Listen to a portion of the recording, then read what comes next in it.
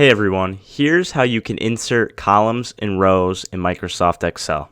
Looking at this example here, we have sales at this burger shop for every day of the week, except you can see Wednesday is missing. So maybe in this example at first you weren't planning on opening on a Wednesday, but now we want to include it instead. So the problem here is, how do you insert a column in between D and E, Tuesday and Thursday? Well, what you would do is you would select column E, right click on it, and then you just hit insert. And now we have a column in between D and now F, which is our new column E.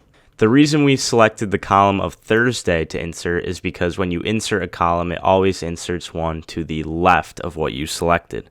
So now we can type in Wednesday in our new column, and we can add the amount of sales we had for each given product for that day of the week. And if we want to insert rows, it's basically the same process. Say we had onion rings that we wanted to add as one of our products, and we wanted to add this in between fries and sodas.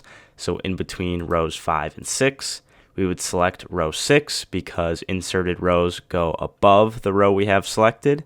We would right click, insert, and now we have a row for onion rings.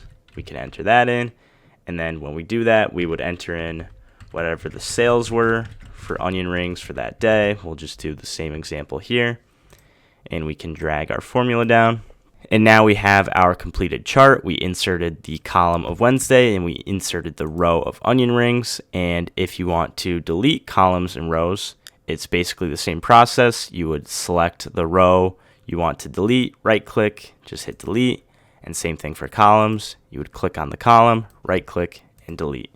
One other thing I'll show you before we go is if you want to insert multiple, you could, let's say we select 2 columns here, Thursday and Friday, right click, insert.